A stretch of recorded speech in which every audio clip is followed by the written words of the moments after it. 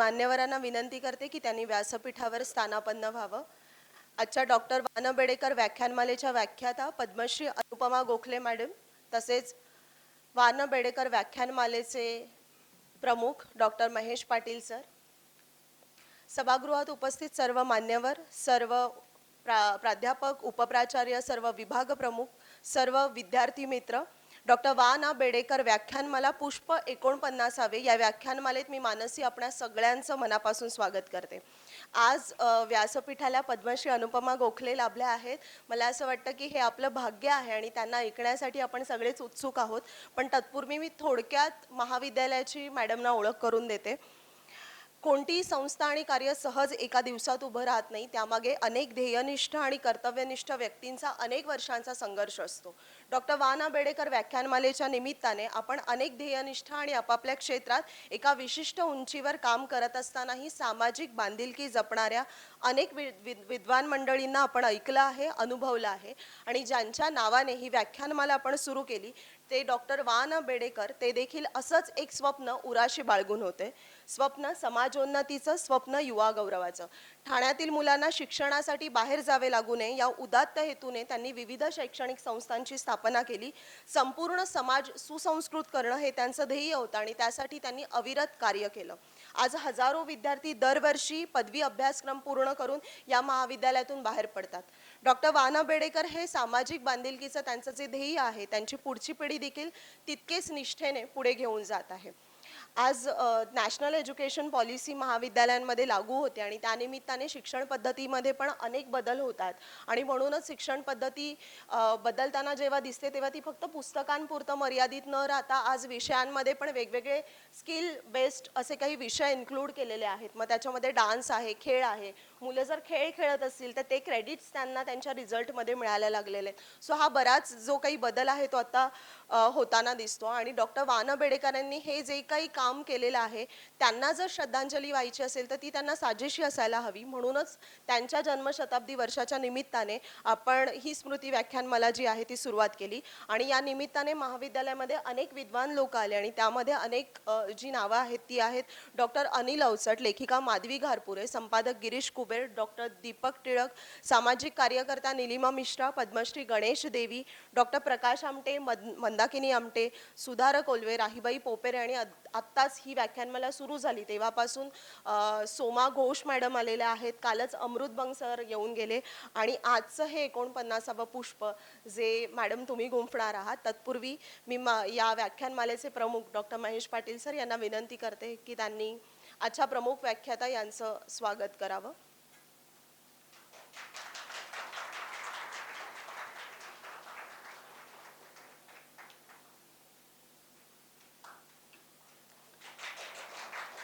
महाविद्यालयाचा सन्मानचिन्ह, वार्षिक अंक, वार्षिक वृत्तपत्र देऊन आपण त्यांचा सन्मान करत आहोत।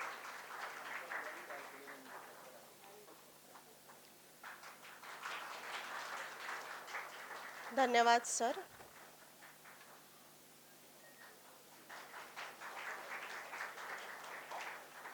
मी डॉक्टर वान बेडेकर व्याख्यानमालेच्या सदस्य इशिता प्रधान मॅडम यांना विनंती करते की त्यांनी आपले उपप्राचार्य डॉक्टर महेश पाटील सर यांचं स्वागत करावं।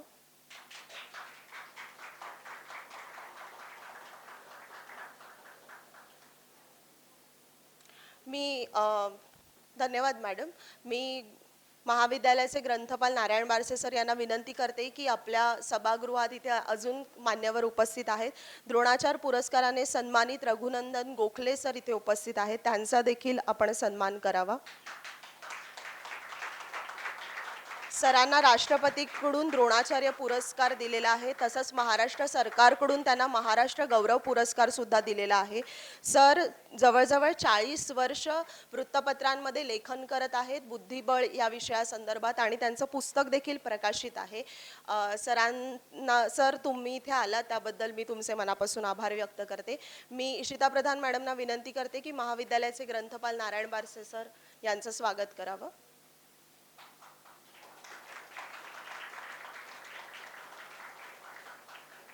तसंच जिमखाना चेअरपर्सन आणि इंग्रजी विभागाचे प्रमुख डॉक्टर प्रमोद खराटे सर इथे उपस्थित आहेत, त्यांचं देखील स्वागत करावं। यतीन पंडित सर इथे उपस्थित आहेत, जे बरेच वर्ष आपल्या महाविद्यालयाच्या विद्यार्थ्यांना बुद्धिबळ खेळासाठी मार्गदर्शन करत असतात, जे आता लॉचे प्राध्यापक आहेत. त्यांचं देखील स्वागत आपण करतोय. गोखले मॅडम सोबत त्यांचे आप्तस्वकीय सुद्धा इथे उपस्थित आहेत. मी मॅडमना विनंती करते की त्यांचं देखील स्वागत करावं. अच्छा, मॅडमचे मामा आणि मामी आहेत इथे.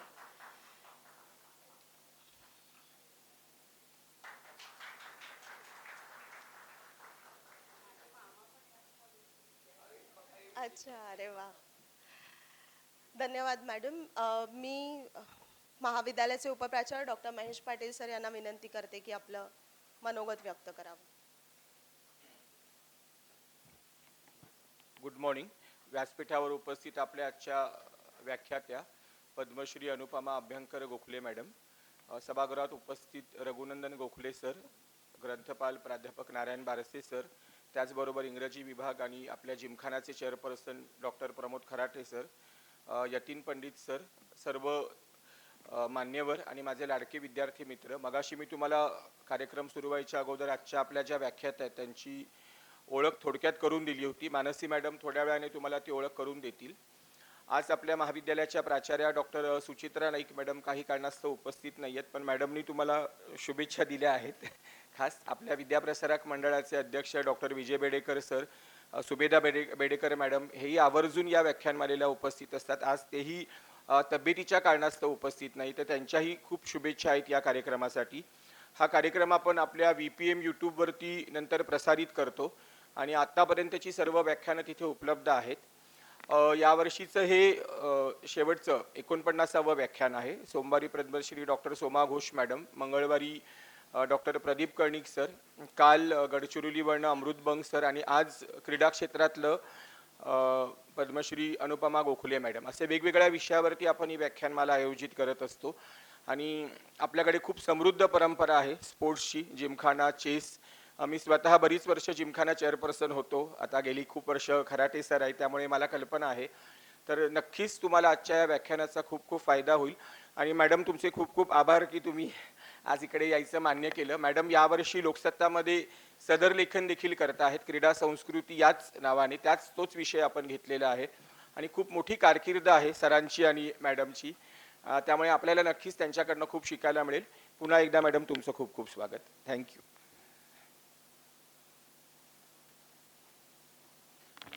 धन्यवाद सर. मी थोडक्यात आजच्या प्रमुख व्याख्याता पद्मश्री अनुपमा गोखले मॅडम यांची तुम्हाला ओळख करून देते. पद्मश्री अनुपमा गोखले अर्जुन आणि छत्रपती पुरस्काराने सन्मानित बुद्धिबळ खेळाडू आहेत. त्यांनी अनेक राष्ट्रीय आणि आशियाई अजिंक्यपदे प्राप्त केली असून त्यांना जागतिक संघटनेने आंतरराष्ट्रीय महिला मास्टर ही उपाधी दिली आहे. अनेक प्रथितयश पुरुष खेळाडूंना हरवून लिम्का आंतरराष्ट्रीय गुणांकन स्पर्धा तसेच महाराष्ट्र राज्य खुली अजिंक्यपद स्पर्धा त्यांनी जिंकली होती. बुद्धिबळ ऑलिम्पियाडमध्ये भारतीय स्त्री संघाचं कर्णधार पद देखील त्यांनी भूषविले आहे. अत्यंत लहान वयामध्ये त्यांनी बुद्धिबळ खेळायला सुरुवात केली आणि 1986 साली त्यांना भारत सरकारच्या अत्यंत मानाच्या अर्थात पद्मश्री पुरस्काराने सन्मानित करण्यात आलं आणि त्यावेळेस त्यांचं जे वय होतं ते अवघं 16वं वर्ष होतं. स्त्री असं म्हटलं की आपण बऱ्याचदा ती खूप जास्त अतिभावनिक, गॉसिप, शॉपिंग, संसार या एका टिपिकल चौकटीमध्ये आपण तिचं मोजमाप करतो, पण ही चौकट मोडून संयम, विलक्षण बुद्धी, प्रतिभा आणि एकाग्रता या सगळ्यांची आवश्यकता असणाऱ्या या खेळामध्ये अनुपमा गोखले यांचं नाव आज सुवर्ण अक्षरांनी कोरलं गेलेलं आहे. लोकसत्ता वृत्तपत्रामध्ये देखील त्या अनेक सदर लिहित असतात. मला असं वाटतं की आपण सगळेच जण स्त्री समानता आणि स्त्रीच्या स्वातंत्र्यासाठी लढा देतोय आणि सगळेच जण या विषयावरती सातत्याने बोलत असतात, पण खूपदा आपण जे काम करतो किंवा आपण ज्या क्षेत्रात आहोत त्या क्षेत्रात आपण अतिशय उच्च ठिकाणी जाणं, उच्च ठिकाणी पोहोचणं आणि ते स्थान प्राप्त करणं हे इतकं जरी केलं तरी सुद्धा स्त्री समानता नकळत घडून येईल याची मला खात्री वाटते. आणि याचं उत्तम उदाहरण म्हणजे पद्मश्री अनुपमा गोखले मॅडम. आणि आज 49वं पुष्प त्या गुंफणार आहेत. विषय आहे क्रीडा संस्कृती आणि त्या संस्कृतीमधील ती ही खूप जास्त महत्त्वाची आहे. मी मॅडमना आमंत्रित करते की त्यांनी आज डॉक्टर वा ना बेडेकर व्याख्यानमालेचं 49वं पुष्प गुंफावं. नमस्कार. संस्थेचे सर्व पदाधिकारी आणि आजचा इथला स्टुडंट्स जास्त दिसत आहेत मला, तो प्रेक्षक वर्ग. तुम्ही आज इथे माझं व्याख्यान ऐकायला आला त्याबद्दल सर्वात तुमचे आभार. आणि मला आज इथे बोलावलं हे एक म्हणजे माझं व्यक्तिशः तर माझा गौरव मी मानतेच, पण हा एका क्रीडा क्षेत्राचा गौरव आहे आणि त्यातही बुद्धिबळ क्षेत्राचा हा खास करून गौरव आहे असं मी समजते. कारण बुद्धिबळ हे थोडासा अनवट किंवा असा ऑफबीट खेळ आहे. नॉर्मली जास्त प्रसिद्धी आपल्या भारत देशामध्ये क्रिकेट अशा खेळाला मिळते, क्रिकेटच्या. तर तुम्ही आज खास हा बुद्धिबळ खेळाडूला मान दिलात याबद्दल मी तुमचे विशेष आभार मानते. आणि मी आता थोडे तुम्हाला माझ्याविषयी, माझ्या बुद्धिबळ क्षेत्रातील प्रवासाविषयी सांगीन, मला जे अनुभव आले त्याच्याविषयी सांगीन. आणि आपण एकीकडे क्रीडा संस्कृती हा विषय त्याच्यामध्ये येईलच. तर तुमची जनरेशन ही यंग आहे, तर तुम्हाला कल्पना नसेल की मी ज्या काळी वाढले, म्हणजे आता माझा जन्म 1969 सालचा आहे. तर तो काळ हा म्हणजे मोबाईल नाही, लॅपटॉप नाही असा होता. तर घरामध्ये एकत्र आम्ही मुलं जमून खेळ खेळत असू, विविध पत्ते, काही टेबल टेनिस म्हणा, व्यापार नावाचा एक बिझनेस नावाचा खेळ. सो त्याच्यामध्ये एक असा बुद्धिबळ खेळसुद्धा आम्ही खेळत असू. तर माझे वडील आणि भाऊ घरी खेळायचे, तर त्यांचं बघून बघून मी तो बुद्धिबळ खेळ शिकले. पण जास्त करून बुद्धिबळाकडे वळायला कारणीभूत झाली ती म्हणजे आमची शाळा, परांजपे विद्यालय. म्हणजे मी अंधेरीत माझा जन्म झाला आणि तिथेच माझं बालपण आणि अजूनही आम्ही तिथेच राहतो. तर अंधेरी म्हणजे पार्ले टिळक विद्यालय या संस्थेची तिथे परांजपे विद्यालय ही शाळा अंधेरीत आहे. तर त्या शाळेत मी शिकले 1ली पासून 10वी पर्यंत.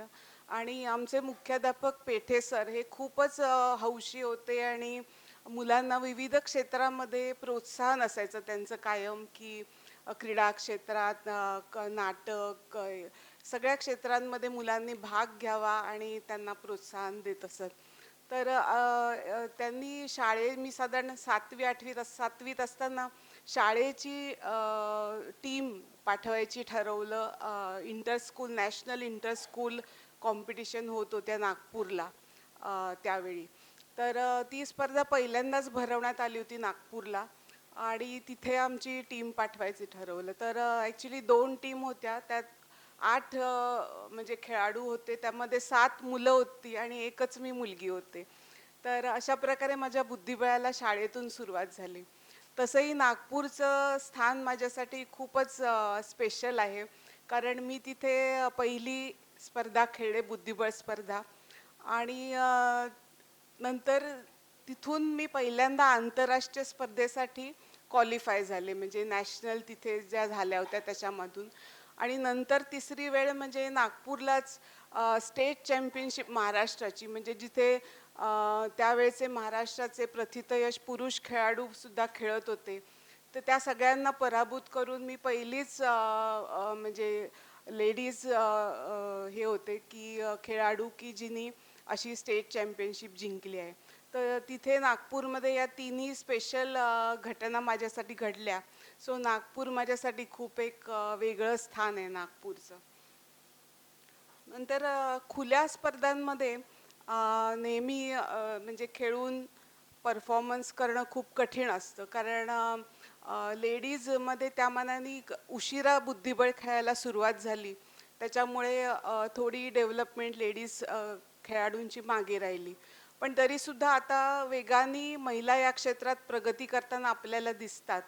आता एक नुकतीच मला परवाच कळलं की नेटफ्लिक्सवरती जुडिथ पोलगार ही जी आत्तापर्यंतची जगातली सर्वात प्रथितयश सर्वोत्कृष्ट बुद्धिबळ स्त्री खेळाडू आहे, तिच्यावर एक डॉक्युमेंटरी नेटफ्लिक्सने स्पेशल बनवली आहे आणि ती आता 6 फेब्रुवारीला ती रिलीज करतात नेटफ्लिक्सवर.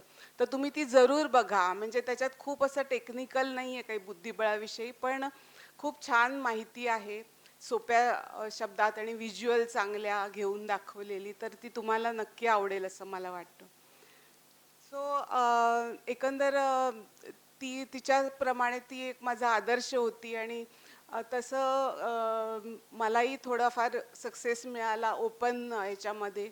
लिम्का नावाची एक जी ऑल इंडिया ओपन टुर्नामेंट असते त्याच्यामध्ये पण खूप त्यावेळेचे आघाडीचे पुरुष खेळाडू खेळत होते, तर त्यांना सगळ्यांना हरवून मी जिंकले. आणि ही महाराष्ट्र स्टेट चॅम्पियनशिप तसंच नॅशनल ज्युनियर चॅम्पियनशिपला पण मी ट्राय केला होता फर्स्ट प्लेससाठी आणि सेकंड आले होते. तर अशा काही अचीवमेंटमध्ये मुळे पुढच्या पिढीला सुद्धा खेळायला आणि कॉम्पीट करायला प्रोत्साहन मिळालं. आणि नंतरच्या पिढीतली कोनेरू हम्पी हिने पुरुषांमधला ग्रँडमास्टर किताब जिंकला. ती पहिली म्हणजे महिला भारतीय महिला आहे की जिने हा किताब जिंकला. तर कोणत्याही खेळाडूला म्हणजे सपोर्ट टीम खूप लागते. काय तुम्हाला कारण तुम्हाला सतत प्रवास करायला लागतो तेव्हा कोणीतरी बरोबर लागतं. बाकी तर सगळ्या खेळाडूंना प्रशिक्षक लागतात. नंतर आजकाल तर खेळाडू मानसोपचार तज्ज्ञांची सुद्धा मदत घेतात. आता तुम्ही वाचलंच असेल, ऐकलं असेल की गुकेश हा भारताचा यंगेस्ट वर्ल्ड चॅम्पियन झाला. तर त्याच्या टीममध्ये एक सायकॉलॉजिस्ट पण होता, अपटन नाव त्यांचं. ते क्रिकेट टीमचे पण सायकॉलॉजिस्ट होते पूर्वी.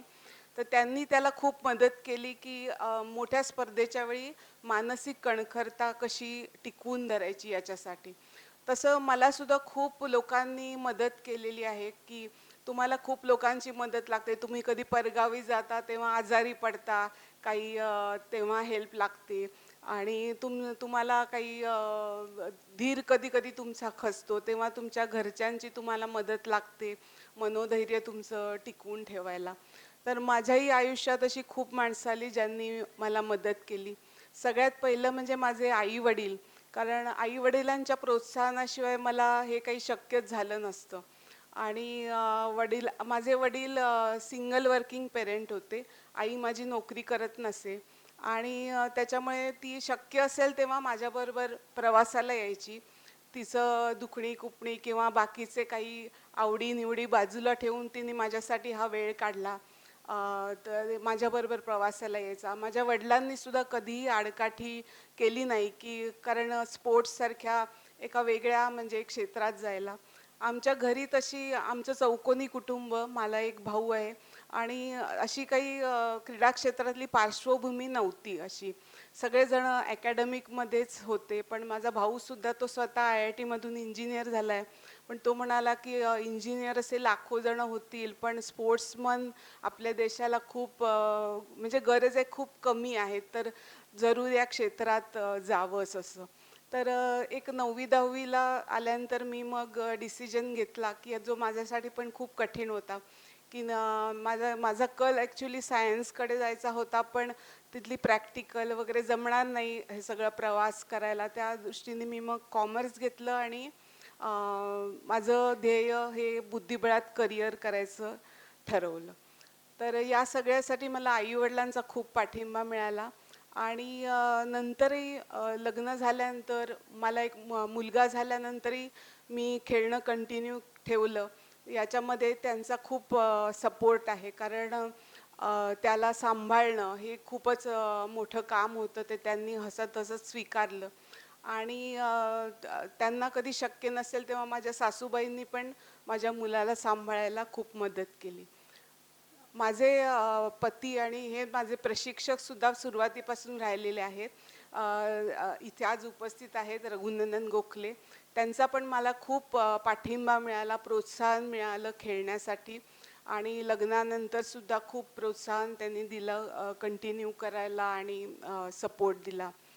तर ते स्वतः त्यांना प्रशिक्षणासाठी द्रोणाचार्य पुरस्कार मिळाला आहे.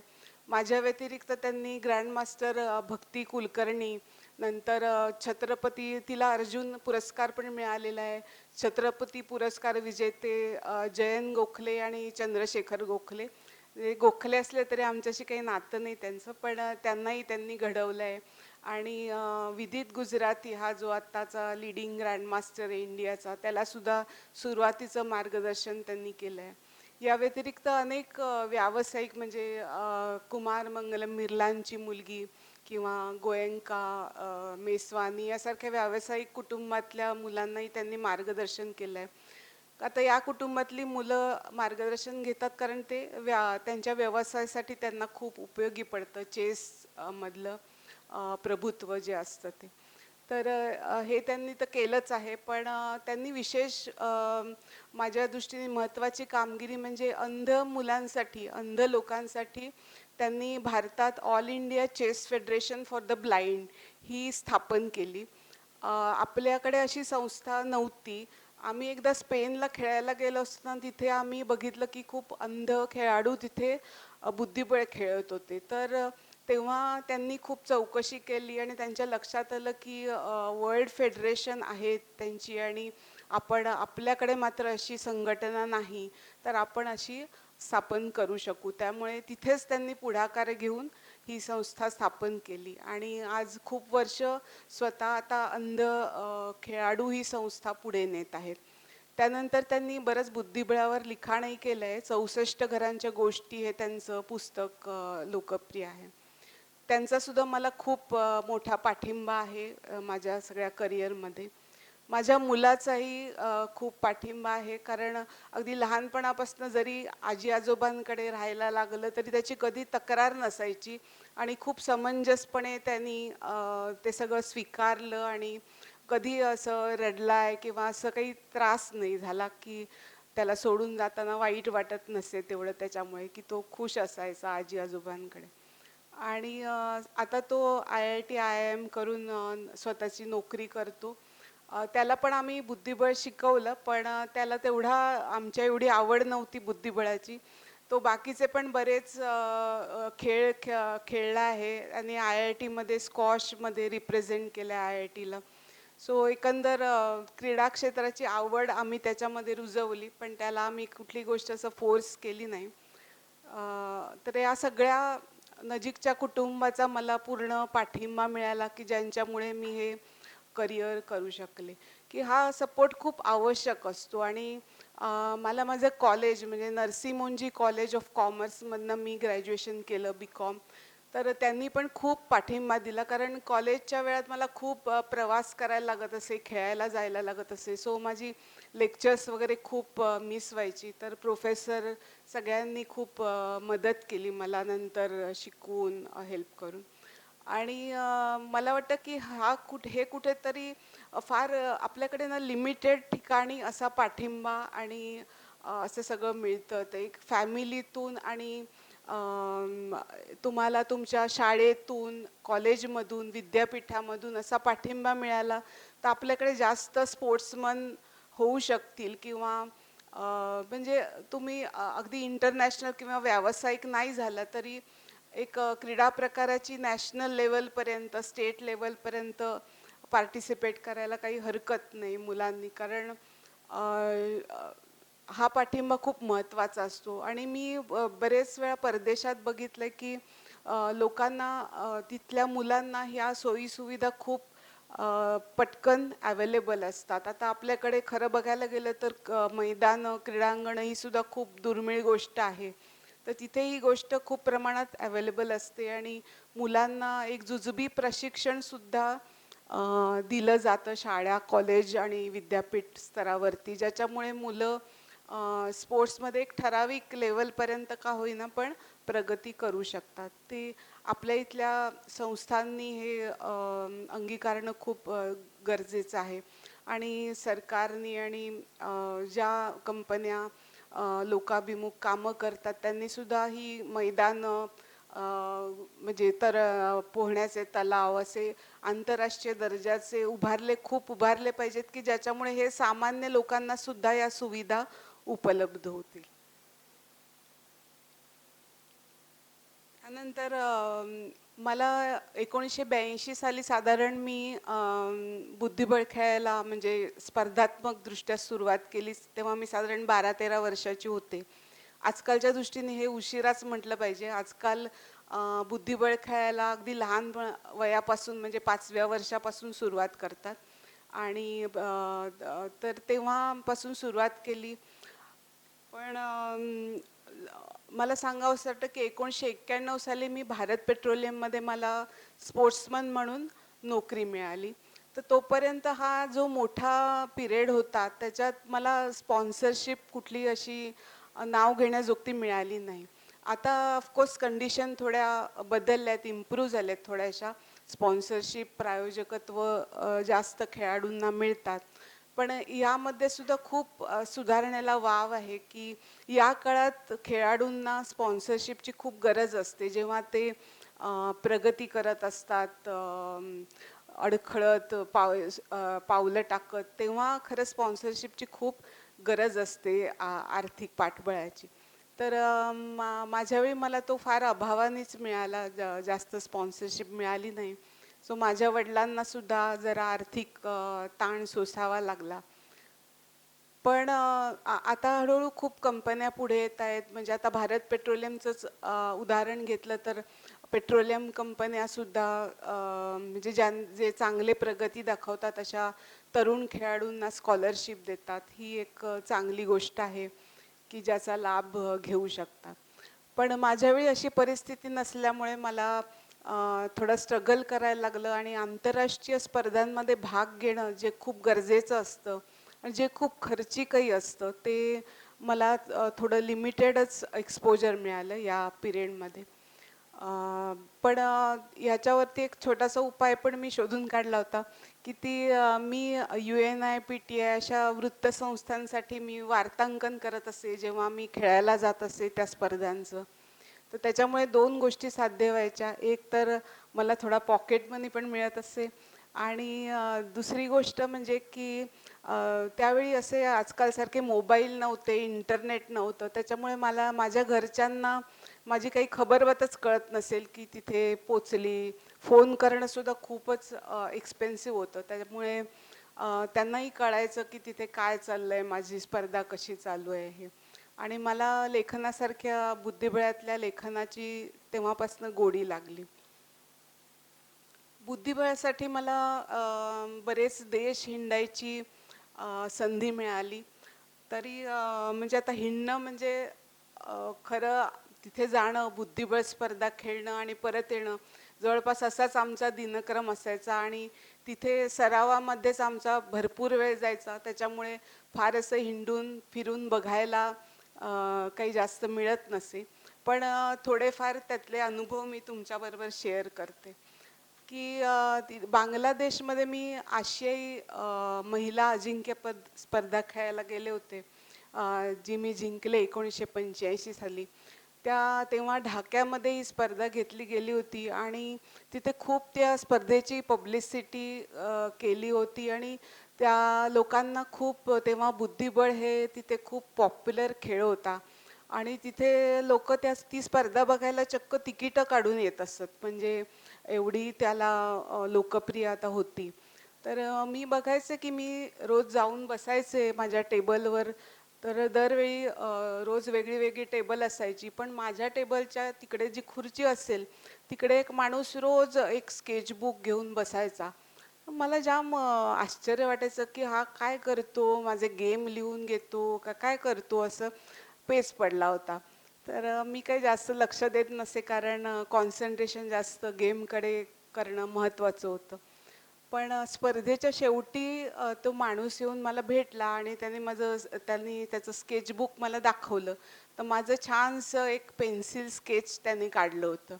सो इतकी म्हणजे मला गंमत वाटली की वेगळा एक अनुभव आणि म्हणजे इतकी लोकप्रियता बुद्धिबळाला एखाद्या देशात असू शकते, असं एक वेगळा अनुभव होता. नंतर आता रशियासारख्या देशात मला जायला मिळालं, जी पूर्वी बुद्धिबळाची पंढरी म्हणून ओळखली जायची. की पूर्वी खूप रशियन बुद्धिबळपटू आघाडीवर असायचे. आता मला अभिमान वाटतो की ती जागा जवळपास भारताने घेतली आहे. जागतिक क्षेत्रावर आता भारत आघाडीवर आहे, रशिया पूर्वी होतं तसं. पण त्यावेळी आम्ही रशियाला गेलो तेव्हा रशिया हा एकदम म्हणजे त्यावेळी सोव्हिएत युनियन होता आणि आम्ही ॲक्च्युली लिथुएनिया नावाच्या आता स्वतंत्र देश आहे, पण त्या काळी तो सोव्हिएत युनियनच्या अंडर होता. त्या देशात गेलो होतो. तर जाता येता आम्हाला ला फ्लाईट चेंज करून जायला लागत असे. तर मॉस्कोमध्ये आमची सोय एका स्पोर्ट नावाच्या हॉटेलमध्ये केली होती. त्या हॉटेलचं नावच स्पोर्ट. आणि तिथे मॉस्कोला खूप क्रीडाविषयक कार्यक्रम सतत होत असल्यामुळे तिथे असं हॉटेल आहे की जिथे स्पोर्ट्समनच फक्त राहू शकतात. आणि तिथे स्पोर्ट्समनसाठी इतक्या सुविधा होत्या, म्हणजे खरं 4-5च दिवस राहणारे स्पोर्ट्समन, कारण स्पर्धेपुरते. पण तिथे जिम होता. आणि सर्वात आश्चर्य मला वाटलं की तिथे प्रत्येक खेळाचा वेगळा डाएट तुम्हाला दिला जात असे. म्हणजे ज्या खेळाला जशा कॅलरीज आवश्यक आहेत, तो डाएट मोजून मापून अगदी ब्रेकफास्टपासून डिनरपर्यंत तुम्हाला त्या हॉटेलमध्ये देण्यात येत असे. तर आता ही सोय बघून मला इतकं आश्चर्य वाटलं त्या काळी, की 90च्या दशकात, की म्हणजे एका 4 दिवसासाठी स्पोर्ट्समन जातो त्याची एवढी ते लोक काळजी घेतात, बडदास्त राखतात. तर ॲक्च्युअल त्यांच्या स्पोर्ट्समनची किती राखली जात असेल क्रीडापटूंची. आणि असं कुठेतरी आपल्याकडे पण झालं पाहिजे असं मला वाटतं, की नक्कीच आता हळूहळू प्रगती होत आहे क्रीडापटूंना मिळणाऱ्या सोयी सुविधा. पण त्या अशा पातळीवर, संघटनेच्या पातळीवर फार कमी असतात. त्याच्यामुळे तुम्ही बघाल तर सांघिक यश आपल्याला खूप कमी मिळतं, की आपण जे इंडिव्हिज्युअल स्पोर्ट आहेत अशा स्पोर्ट्समध्ये आपण पुढे जाऊ शकतो पटापट. पण सांघिक यश खूप कमी प्रमाणात मिळतं. याचं मुख्य कारण की अशा प्रकारच्या सोयी सुविधांचा अजून आपल्याकडे थोडा अभाव आहे. त्याच्यामध्ये प्रगती झाली तर आपल्याला नक्कीच जास्त यश मिळू शकेल. भारतीय लोकांकडे खूप गुण आहेत स्पोर्ट्सला लागणारे सुद्धा, तर ते नक्की पुढे येतील. रशियामध्ये एक थोडासा विनोदी प्रसंग सुद्धा घडला.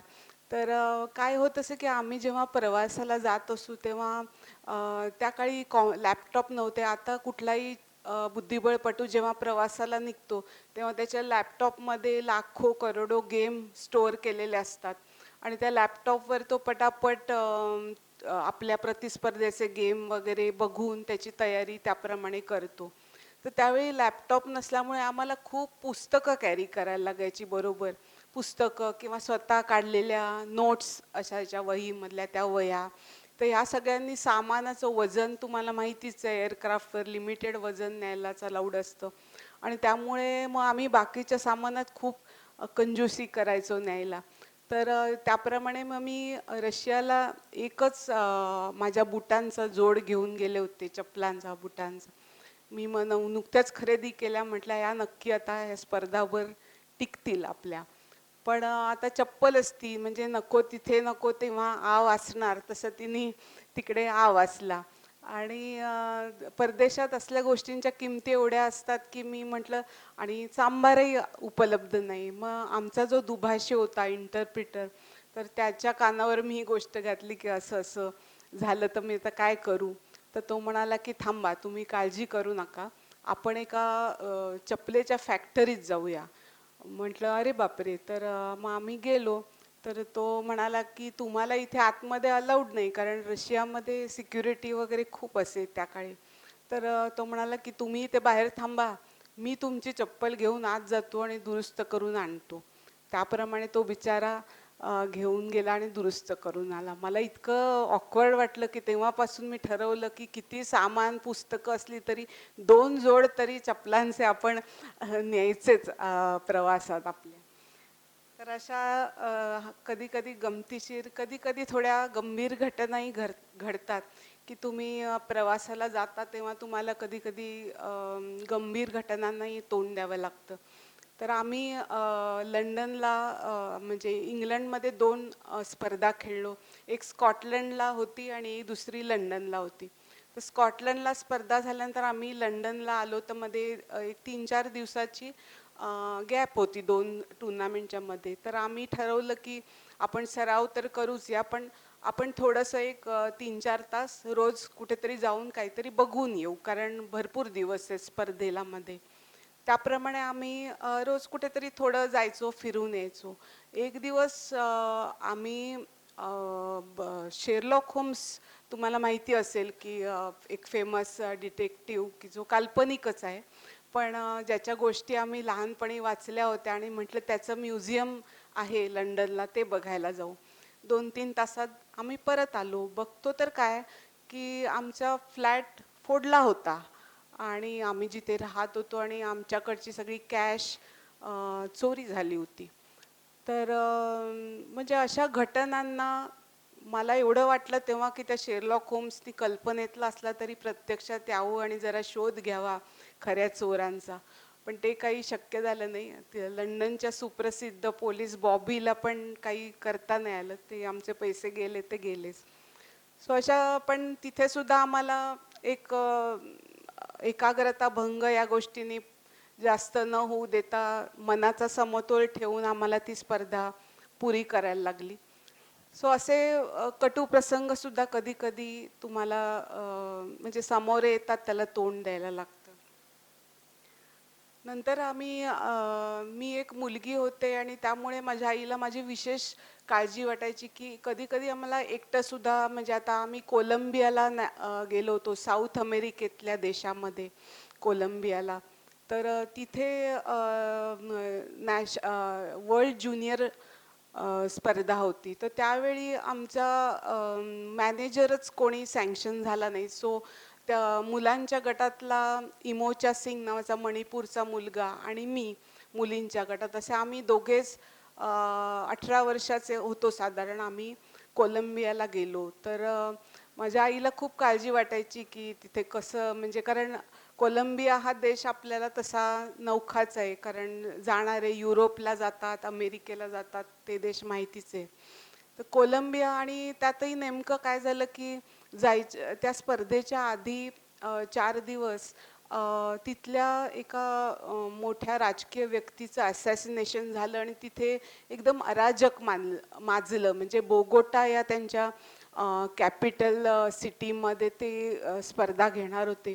तर ती न घेता त्यांनी स्पर्धा आहे त्यावेळी दुसऱ्या हिल स्टेशनमध्ये नेली, कारण सगळे ज्युनियर खेळाडू होते, त्यांना पण काळजी होती की यांना काही झालं तर काय, म्हणून ती स्पर्धा आहे त्यावेळी त्यांनी दुसऱ्या गावात हलवली. पण आम्हाला आधी त्यांनी बोगोटामध्ये एक रात्र ठेवलं होतं. तर रात्री मी एकटीच होते खोलीवर. मी बघितलं, मग चला आता झोपण्याची तयारी सुरू केली. मी बघते तर माझ्या खोलीची खिडकीच बंद होत नव्हती, पूर्ण उघडी. बरं, तिथे आपल्यासारखी ग्रिल वगैरे नसतात का, पूर्ण काचेची खिडकी आणि उघडी होती. आणि पहिल्याच मजल्यावर, आणि हे सगळ्या बातम्या सगळ्या ऐकू येत होत्या तिथे माजलेल्या सगळ्या गोंधळाच्या, अराजकाच्या. मला रात्रभर झोप लागली नाही की बापरे या भीतीने. आणि मला म्हणजे आमच्याबरोबर कोणी मॅनेजर पण नव्हता की ज्याला उठवून माझी काही समस्या सांगावी. सो अशा विविध समस्यांना तोंड द्यायला लागतं. माझ्या आईला विशेषतः खूप काळजी वाटायची, कारण त्या काळी काही व्हॉट्सअप मोबाईल नसल्यामुळे तिला काही कळत नसे माझी खुशाली, किंवा इवन आम्ही स्पर्धेला जायचो ते स्पर्धा आयोजकांना पत्र पाठवलेलं असायचं आणि एअरपोर्टवर आम्ही थांबायचो की ते येतील आणि आम्हाला पिकअप करतील. असं खूप वेळ थांबलो की ते यायचे. असं सगळा तो काळ होता. तर कोलंबियामध्ये एक अजून मजेशीर अनुभव आला की मी बेसिकली व्हेजिटेरियन आहे आणि केवळ नाईलाज म्हणून कधी कधी चिकन फिश वगैरे खात असे. पण कोलंबियाला आम्ही त्याला म्हटलं की आम्हाला व्हेजिटेरियन अन्न दे जरा. तर त्याला कळेच ना की व्हेजिटेरियन म्हणजे काय. आता आता यूट्यूबमुळे वगैरे खूप तुम्हाला माहिती नसलेल्या विषयावरचं तुम्ही ज्ञान करून घेऊ शकता. पण त्या काळी काहीच कोणाला माहिती नसायचं. इंडियन रेस्टॉरंटसुद्धा खूप कमी असायची. सो तेव्हा त्याला, त्या शेफला कळेच ना की व्हेजिटेरियन म्हणजे यांना काय द्यायचं. मग तो उकडलेल्या भाज्या, भात, उकडलेले बटाटे वगैरे असं द्यायचा. तर हा प्रॉब्लेम सगळीकडेच आम्हाला येत असे खाण्यापिण्याचा. नंतरच्या काळात मग इंटरनेट आल्यानंतर आम्ही हळूहळू फ्लॅट बुकिंग वगैरे करून शक्यतो आम्ही खेळाडू असं फ्लॅटमध्ये राहायचो आणि स्वतःचं अन्न शिजवून स्वतः खायचो. आणि तर अशा प्रकारच्या अनेकविध समस्यांना तुम्हाला समोर जायला लागतं आणि तुम्हाला ॲडजस्ट करून घ्यायला लागतं. जिथे तुम्ही जाल त्या देशाच्या संस्कृतीला ॲडजस्ट करून घ्यायला लागतं. आता इराणमध्ये मी 2-3 वेळा गेले, तर तिथे हिजाब म्हणजे केस झाकायचा जो स्कार्फ असतो तो घालून खेळणं कंपल्सरी होतं बायकांना. सो तिथे पण ॲडजस्ट करून तुम्हाला त्याची सवय करून घेऊन खेळायला लागतं. आणि तिथे म्हणजे त्यांनी तर मेट्रनच एक ठेवली होती, कारण त्यांना खूप काळजी होती की या कारणामुळे बुद्धिबळाची इमेज खराब होऊ नये, म्हणून बायकांचा स्कार्फ जरी खाली आला तरी ती मेट्रन गेम चालू असेल तरी तुम्हाला सांगायची की तुम्ही व्यवस्थित हे करा स्कार्फ असं. सो अशा सगळ्या सिच्युएशनात तुम्हाला ॲडजस्ट करायला लागतं. विविध संस्कृती, विविध धर्माच्या, विविध वातावरण, कधी थंडी असते कधी काही. तर फॉर्च्युनेटली बुद्धिबळ हा इंडोर गेम असल्यामुळे म्हणजे थंडीचा वगैरे एवढा त्रास होत नाही. पण तरी तुम्ही राहता तिथून जायला यायला कधी बर्फातनं जायला यायला लागतं. या सगळ्या गोष्टींचा तुम्हाला सवय करून घ्यायला लागते. नंतर माझी ओळख करून देताना मॅडमनी सांगितलं त्याप्रमाणे पद्मश्री हा पुरस्कार मला खूप यंग असताना मिळाला. तर त्यामुळे त्याच्या एक काही वेगळ्या आठवणी माझ्या सोबत आहेत. त्या पण मी तुम्हाला तुमच्याबरोबर शेअर करू इच्छिते. की हा पुरस्कार जाहीर झाला, तो पुरस्कार हा 26 जानेवारीला पद्म पुरस्कार जाहीर होतात, पण प्रत्यक्ष पुरस्कार तुम्हाला काही महिन्यानंतर दिला जातो. राष्ट्रपती भवनमध्ये दरबारा हॉलमध्ये हा पुरस्कार राष्ट्रपती देतात आणि त्यावेळी पंतप्रधान आणि त्यांचे ज्येष्ठ मंत्रिमंडळातले सहकारी सगळे उपस्थित असतात. तर पद्म पुरस्कार ॲक्च्युअल देण्याची जी तारीख होती ती नेमकी माझ्या 12वीच्या परीक्षेबरोबर क्लॅश होत होती. तर बरेच जणांनी मला सांगितलं की तुम्ही असं करा, तू असं कर की 2 जे पेपर तुझे असतील ते तू ऑक्टोबरमध्ये दे, पण हा पुरस्कार आयुष्यात एकदाच मिळतो, तर तू जाऊन प्रत्यक्ष तो पुरस्कार घे. ही संधी तू सोडू नकोस, पुन्हा आयुष्यात अशी संधी येणार नाही. तर त्याप्रमाणे मी ठरवलं की ठीक आहे. आमच्या सगळ्या घरच्यांनी ठरवलं की ते 2 पेपर आपण ऑक्टोबरमध्ये देऊ जे क्लॅश होतात ते. आणि त्याप्रमाणे मग माझा अभ्यास नेहमी शेवटच्या क्षणी असायचा, कारण वर्षभर स्पर्धा खेळल्यामुळे. तर मी ते विषय बाजूला टाकले आणि बाकीच्या सगळ्या विषयांचा अभ्यास केला.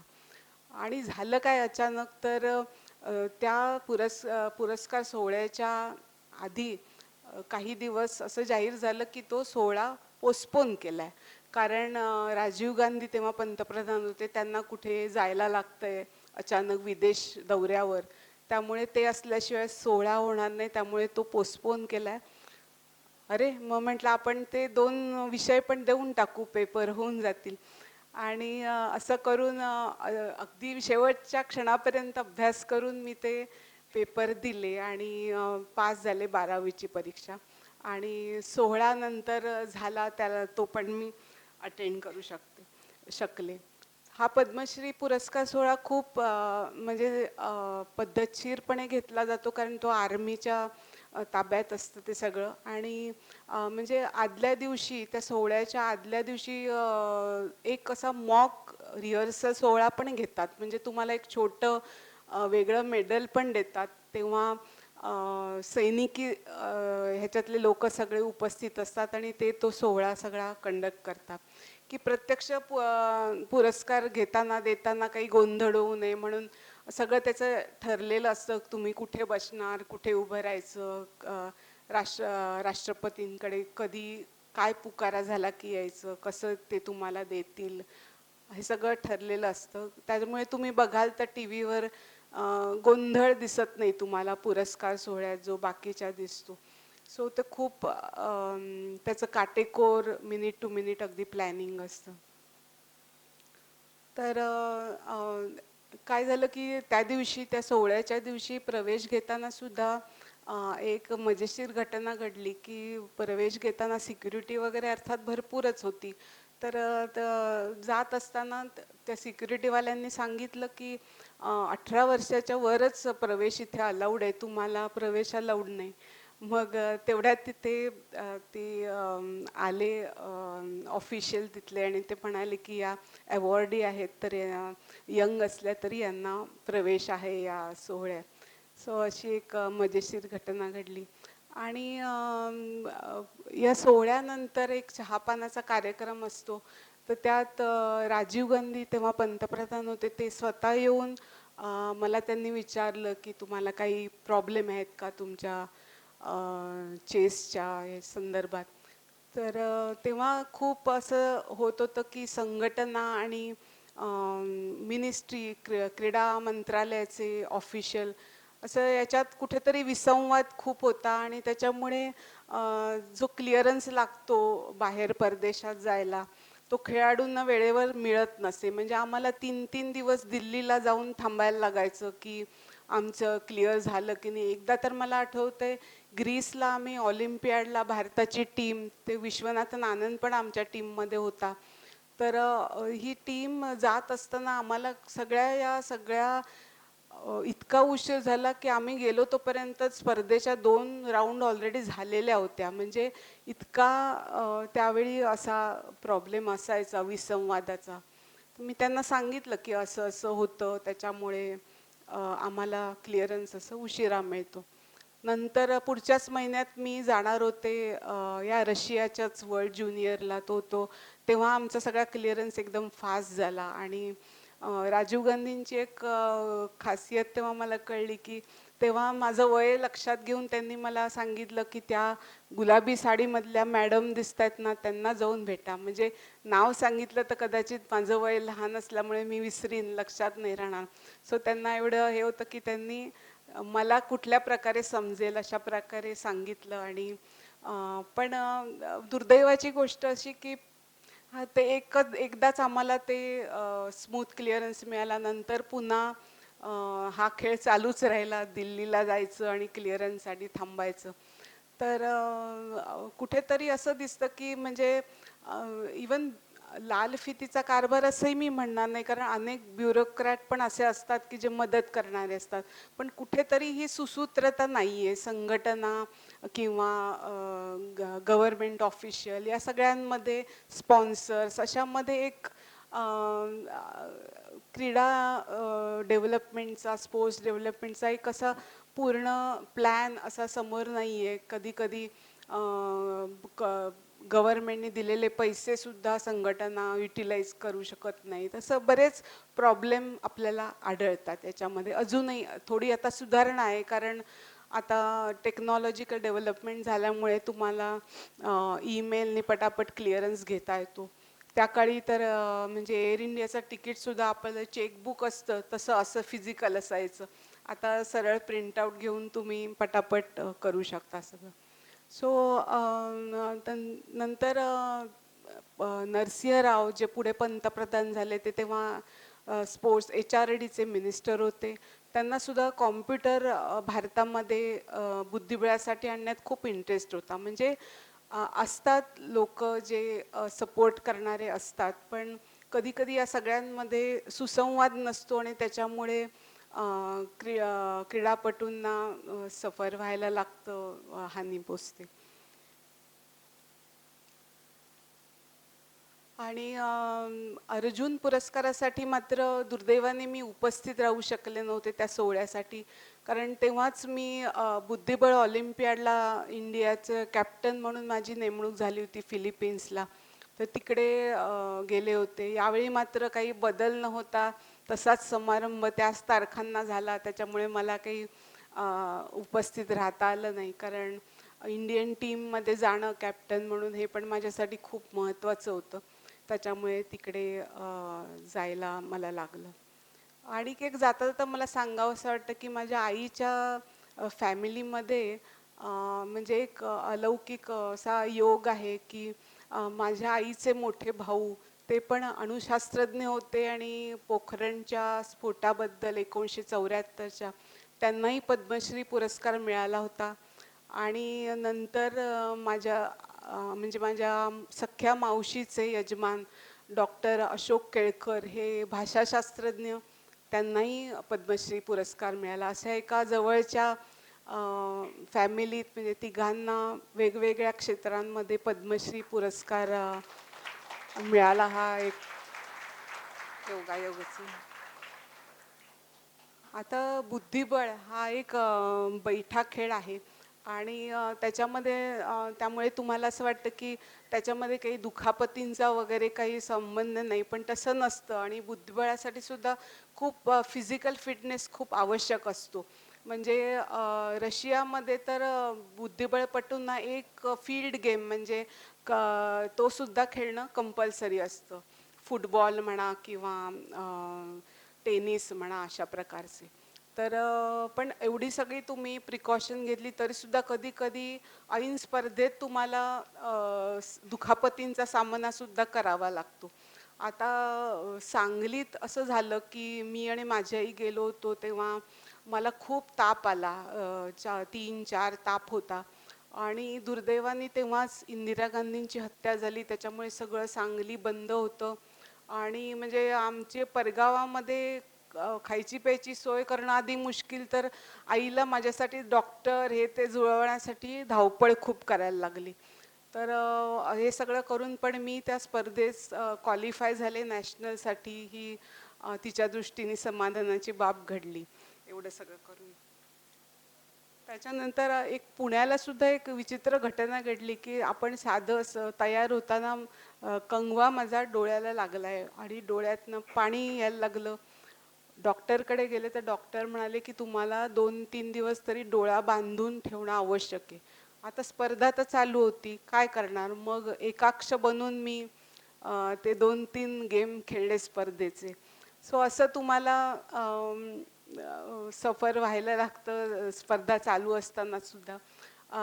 विजयवाड्याला तर जाताना माझा पायच घसरले स्पर्धेला जाताना आणि पाय दुखायला लागला, भयंकर दुखायला लागला.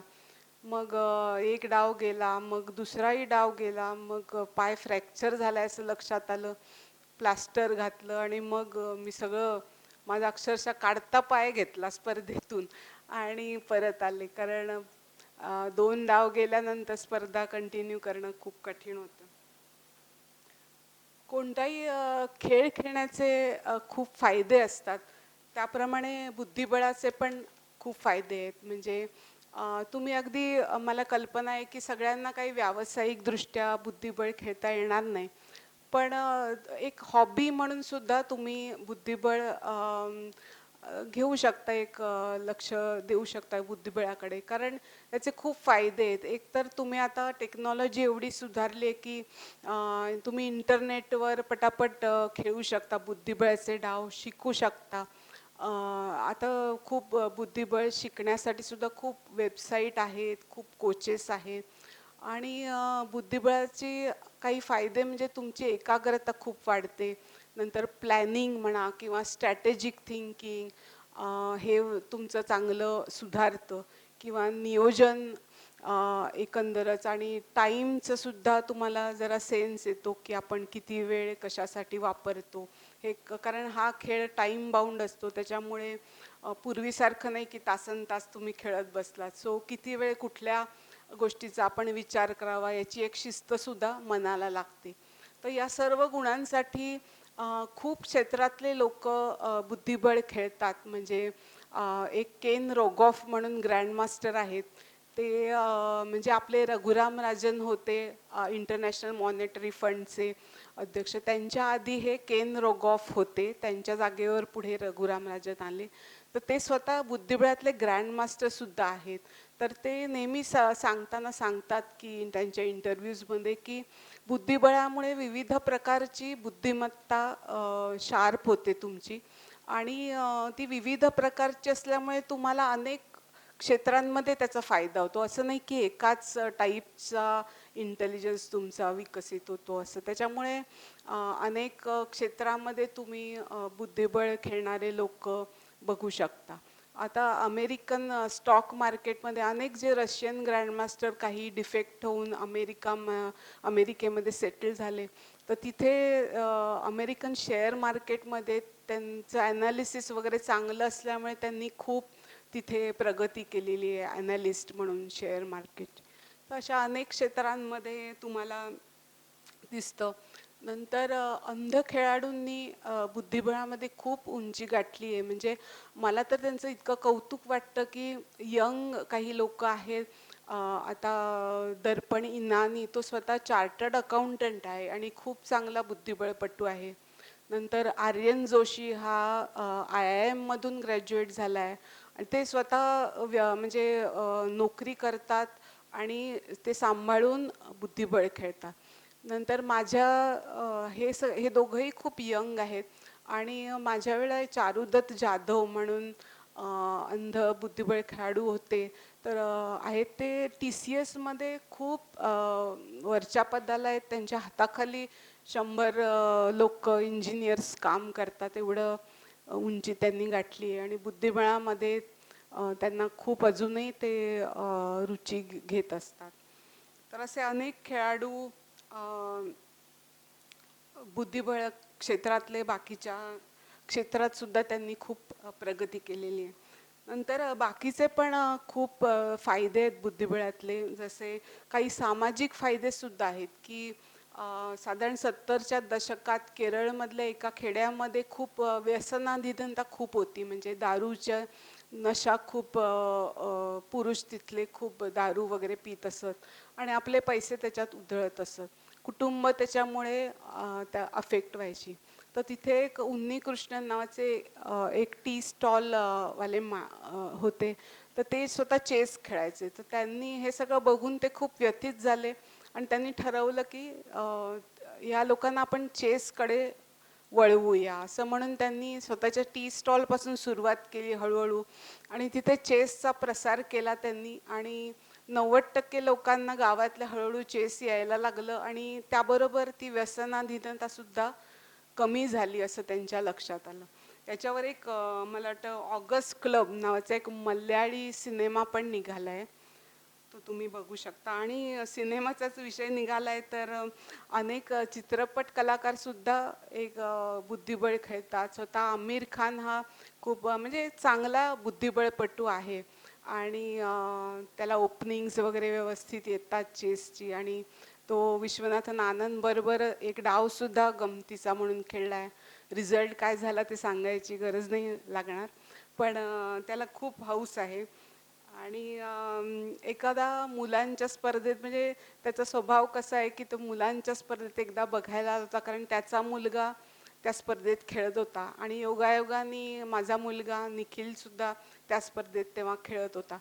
तर निखिल सांगत होता की तो आला आणि त्यांनी लगेच दार लावून घेतलं. कारण का तर बाहेर लगेच गलका सुरू होतो. प्रसिद्ध सिने कलावंत आला की तर त्या गलक्याचा या मुलांना त्रास होऊ नये म्हणून त्यांनी लगेच दार लावून घेतलं आणि बुद्धिबळ स्पर्धेत. पण तरी मुलांचं सगळं लक्ष गेलंच त्याच्याकडे आणि अनेक होत्याचं नव्हतं झालं बोर्डवर. त्याच्यामुळे अनेक मुलांचं लक्ष विचलित झालं, लहान मुलांचं. आणि त्याच्यामुळे अनेक अर्नॉल्ड श्वार्झनेगर हे सुद्धा चांगल्यापैकी बुद्धिबळपटू आहेत. तर असे अनेक बुद्धिबळाच्या फायद्यामुळे बुद्धिबळ या खेळाकडे आकृष्ट झालेले लोक आहेत. तर तुम्ही पण एक छंद म्हणून बुद्धिबळ खेळू शकता. तुमच्या इथे ठाण्यामध्ये काही मला वाटतं कोरम मॉलला तुमचे प्रोफेसर म्हणजे आता ते लॉ कॉलेजला गेलेत, तर ते पंडित सर ते पण चांगलं बुद्धिबळ खेळतात. त्यांनी अनेक लोकांना मार्गदर्शन केलं आहे विद्यार्थ्यांना. तर कोरम मॉलमध्ये पण काही बुद्धिबळाचे इव्हेंट्स होत असतात किंवा ऑनलाईन तुम्ही बुद्धिबळ शिकू शकता. chess.com, चेस बेस इंडिया यासारख्या साईट तुम्ही बघू शकता. चेस बेस इंडियाचे सागर शहा ते सुद्धा स्वतः चार्टर्ड अकाउंटंट आहेत, पण त्यांनी बुद्धिबळासाठीच्या प्रसारासाठी आणि चेस बेस इंडिया चालवण्यासाठीच आता त्यांचं आयुष्य वेचलं आहे.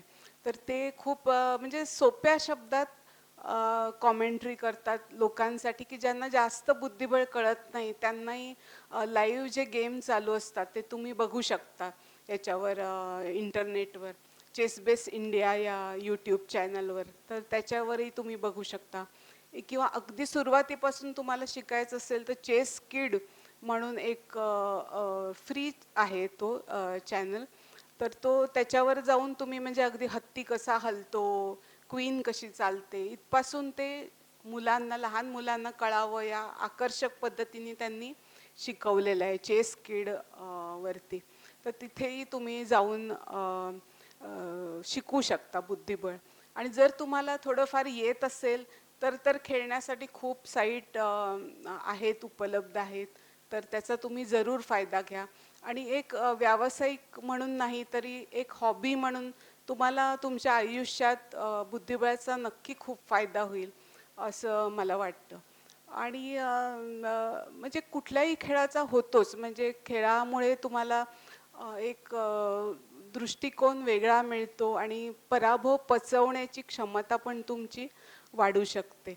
अर्थात हा ज्याचा त्याचा दृष्टिकोन आहे म्हणजे, पण खेळ हा एक मोठा भाग आहे की ज्याच्यामुळे पराभव पचवण्याची तुम्हाला ताकद येते, जी आजकालच्या जीवनात खूप आपण दुर्दैवी घटना बघतो की कोणी सुसाईड केलं, कोणी केलं. तर ते टाळण्यासाठी तुम्ही असं एखाद्या गोष्टीमध्ये खेळासारख्या जर मन गुंतवलं एक हॉबी म्हणून, तर नक्की खूप फायदा होतो.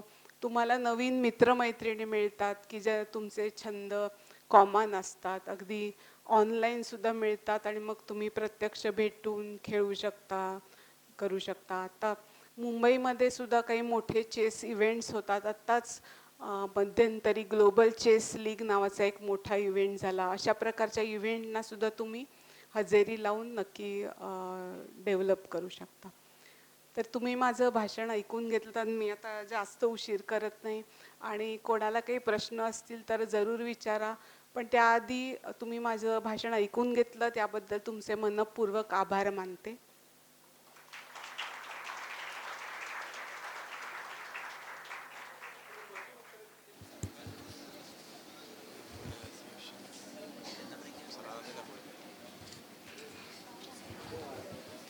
कोणाला काही प्रश्न असतील तर आपण विचारूया.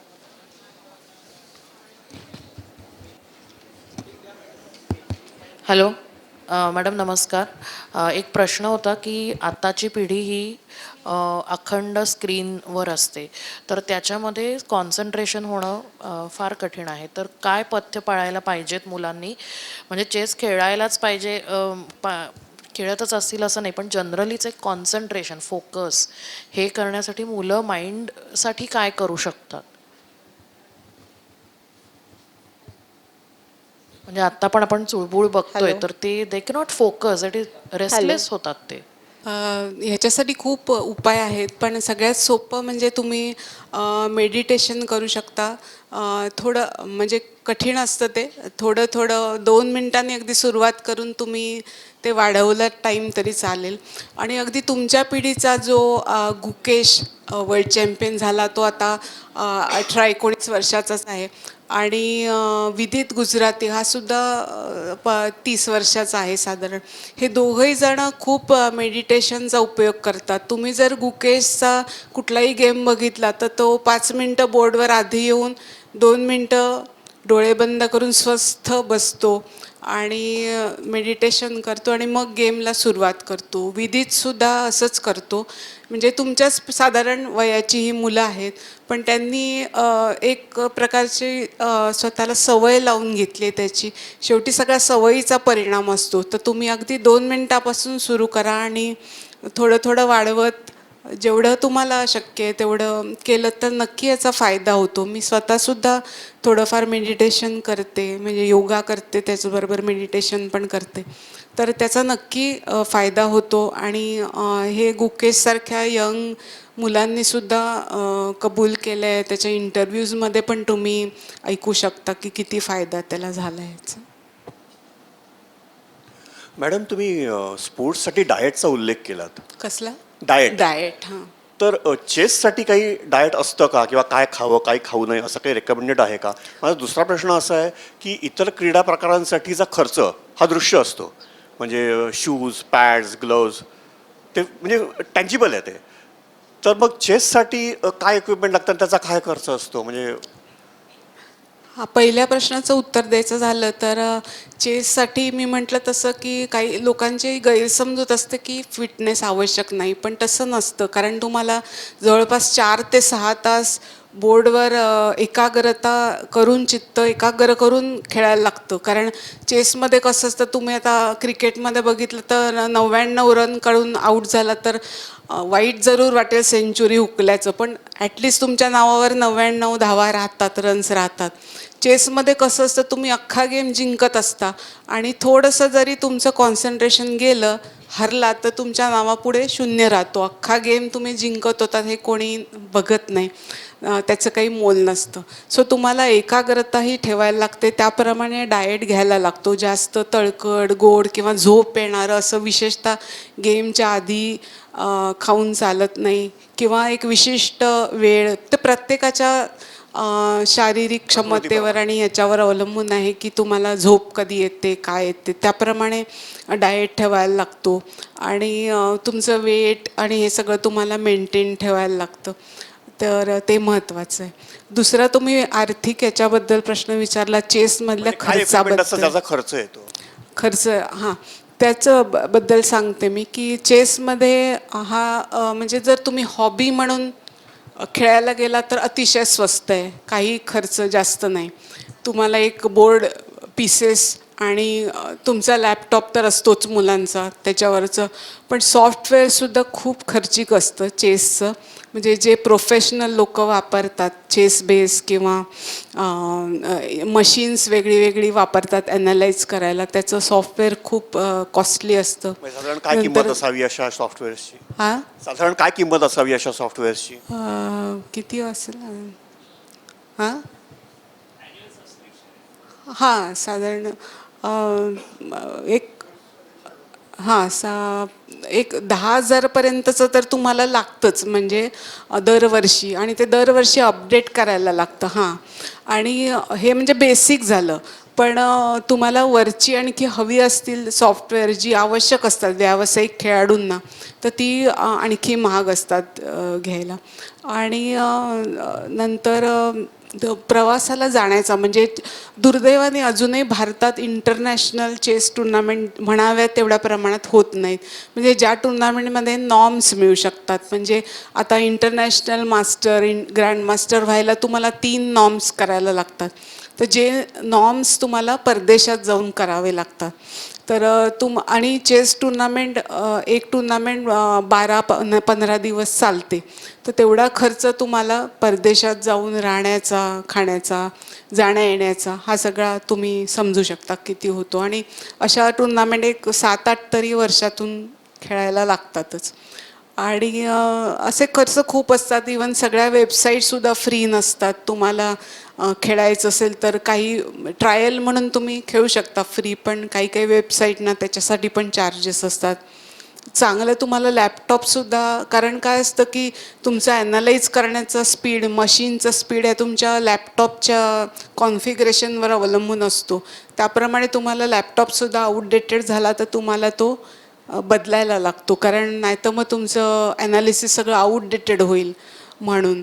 शिवाय तुम्हाला कोचिंगसाठी पण पैसे, आजकाल परदेशातून ग्रँडमास्टर वगैरे सुद्धा बोलवतात कधी कधी कोचिंगना, तर त्याच्यासाठी पण आवश्यक असतं. आणि आता वर्ल्ड चॅम्पियनशिप किंवा मोठ्या खूप वरच्या लेवलला तर 2-3 ट्रेनर लागतात त्या लोकांना, सो इतका खर्च त्यांना करायला लागतो.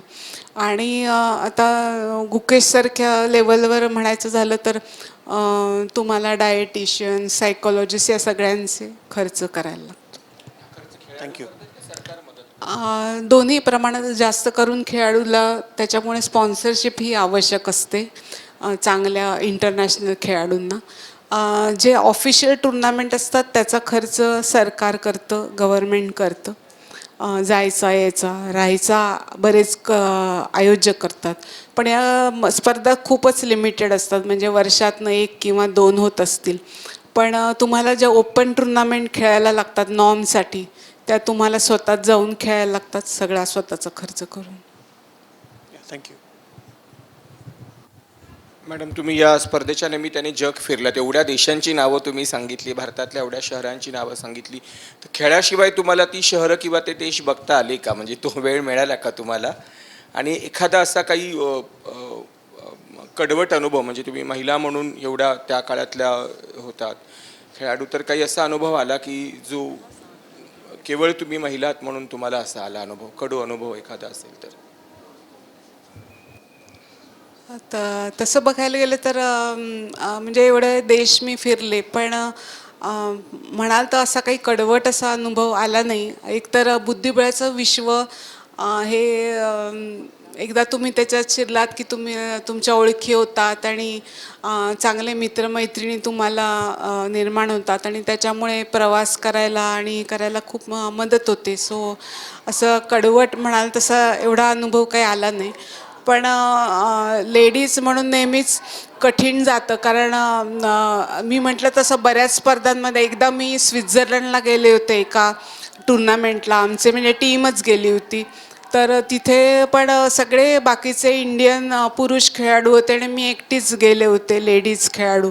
पण सगळ्यांनी मला सांभाळून घेतलं आणि तरी पण म्हणजे रूममध्ये एकटंच राहायचं असं म्हणजे हे सगळं तुम्हाला मॅनेज करायला लागतं. पण कधी असं कडवट अनुभव नाही आला विशेष मला.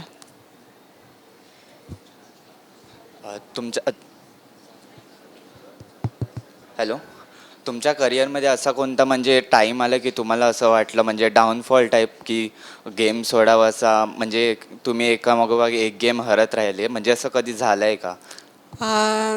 2 वेळा असं झालं की एक तर काय झालं माझं 1991 साली लग्नही झालं आणि मी भारत पेट्रोलियममध्ये नोकरीलाही लागले.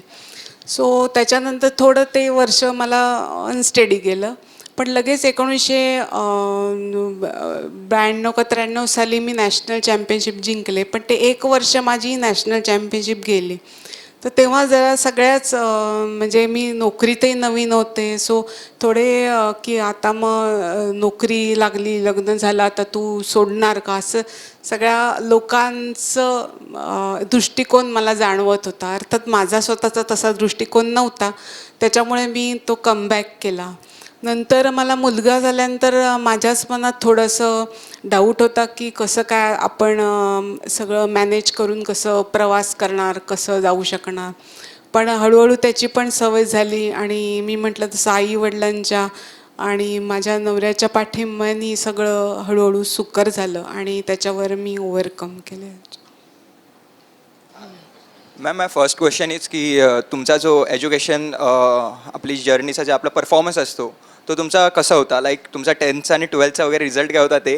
अँड सेकंड ऑफ ऑल की तुमचं जे फॅमिली प्रेशर वगैरे होतं, कारण की एज्युकेशनवरती स्पोर्ट्समधनं प्रेशर हे होतो, इम्पॅक्ट पडतोच. मग ते घरनं वगैरे काही प्रेशर वगैरे असं काही झालेलं का? मी म्हटलं तसं सुदैवाने घरनं मला काहीच प्रेशर नव्हतं आणि कॉलेजमध्ये सुद्धा खूप प्रोफेसर मला म्हणजे हेल्पिंग नेचरचे होते की आमच्या मॅडम विशेषतः प्रिन्सिपॉल मॅडम उर्मिला राय तेव्हा प्रिन्सिपॉल होत्या नरसी मोंजी कॉलेजच्या. त्या मॅडमसुद्धा खूप हेल्पफुल होत्या आणि त्याच्यामुळे माझं ॲक्च्युली सांगायचं तुम्हाला एक किस्सा की 10वी हून म्हणजे शाळेतून कॉलेजला ॲडमिशन घेताना एक स्पोर्ट्स कोटा असतो कॉलेजेसमध्ये, तेव्हा तरी म्हणजे असायचा. तर मी ठरवलं की स्पोर्ट्स कोट्यामध्ये आपण नरसी मोंजी कॉलेजला ॲडमिशन घेऊया. तर मी मॅडमना भेटायला गेले तेव्हा त्या म्हणाल्या की तुला तर मार्क एवढे चांगले आहेत की तो ओपनमध्ये ॲडमिशन तुला मिळेल आणि स्पोर्ट्समनची एक आणखी मग आपल्याला ॲकॉमोडेट करता येईल एका स्पोर्ट्समनला. मी म्हटलं ठीक आहे. सो इतके मला मार्क व्यवस्थित होते की 10वीला. 12वीला मात्र म्हणजे फर्स्ट क्लास तेव्हा 60% असायचा. माझा जस्ट तो हुकला होता फर्स्ट क्लास. पण मी वर्षभर खूपच मी स्पर्धा खेळत असे आणि आयत्या वेळी अभ्यास करून वगैरे असं मॅनेज करत असे.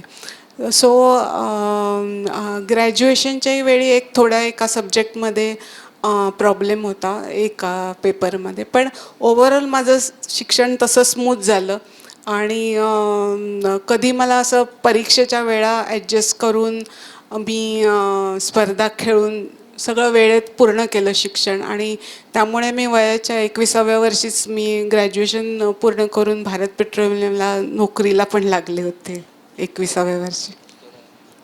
तर थँक्यू मॅम. शेवटचा प्रश्न घेतो. ते सायटेड माणसं पण खेळतात आणि ब्लाइंड लोक पण खेळतात. अशा वेळी ब्लाइंड आणि सायटेड लोकांचा एकत्र गेम असतो का किंवा होऊ शकतो? हो हो अगदी ब्लाइंड लोक एवढे हुशार आहेत बुद्धिबळामध्ये सुद्धा की ते सायटेड लोकांच्या बरोबरीने खेळतात. आणि तशाच स्पर्धांना आम्ही स्पेनला गेलो असताना रघुनंदन गोखले सरांनी बघितलं की ते म्हणजे ब्लाइंड प्लेयर सायटेड लोकांच्या आमच्या टुर्नामेंटमध्ये खेळत होते आणि त्यामुळे त्यांना स्फूर्ती मिळून त्यांनी ब्लाइंड असोसिएशन स्थापन केले. याबद्दल एक एक्सपिरियन्स सरांच्या प्रश्नाबद्दल शेअर करतो. आपल्या महाविद्यालयामध्ये एक अंध विद्यार्थी होता आणि युनिव्हर्सिटी टुर्नामेंट्स आपलं कॉलेज खूप चांगलं परफॉर्म करतं आणि त्यामुळे त्याला पण खेळायची खूप आवड होती आणि त्याला आपण टीममध्ये घेतलं आणि तो ओपन सेक्शनमध्ये खेळला. विशेष करून मला प्रिन्सिपल मॅमनी बोलवून घेतलं. आम्ही ठरवलं की याला ओपन सेक्शनमधून खेळूया. थोडा विरोध झाला टीममेटकडनं. विरोध याच्यासाठी होता की आपला परफॉर्मन्स मागे जायला नको, कारण चुरशीची लढाई असते आणि त्यावर्षी पण आपण विजेतेपद आणलं. तो खेळला पण.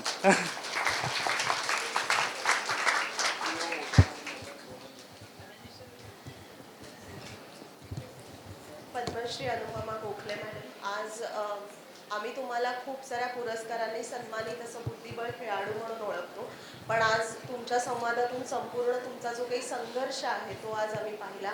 आणि खरंच म्हणजे त्या काळामध्ये हा नॉन ग्लॅमरस खेळ असू शकतो. आत्ता बऱ्यापैकी त्याला छान प्रसिद्धी मिळाली आहे, पण त्या काळामध्ये इतका संघर्ष करून तुम्ही इतक्या छान पुरस्कार तुम्ही घेतले आणि इतक्या छान पद्धतीने पुढे आलात. आज तुम्ही इथे आलात आणि विद्यार्थ्यांशी संवाद साधा, त्याबद्दल मी तुमचे मनापासून आभार व्यक्त करते.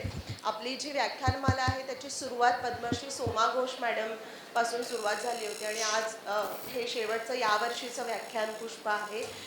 या व्याख्यानमालेचे प्रमुख डॉक्टर महेश पाटील सर, त्यांचे देखील मनापासून आभार. महाविद्यालयाच्या प्राचार्या डॉक्टर सुचित्रा नाईक मॅडम, ज्या सतत आपल्याला या सगळ्या कार्यक्रमांसाठी मार्गदर्शन करत असतात, त्यांचे देखील आभार. सभागृहात उपस्थित इतर सगळे मान्यवर, सगळे प्राध्यापक, उपप्राचार्य, समन्वयक आणि सगळे विद्यार्थी मित्र, वाना बेडेकर व्याख्यानमालेचे सर्व प्राध्यापक सदस्य आणि सगळे व्हॉलेंटियर्स की ज्यांच्याशिवाय ही व्याख्यानमाला पूर्ण होऊ शकत नाही, त्या सगळ्यांचे मी मनापासून आभार व्यक्त करते.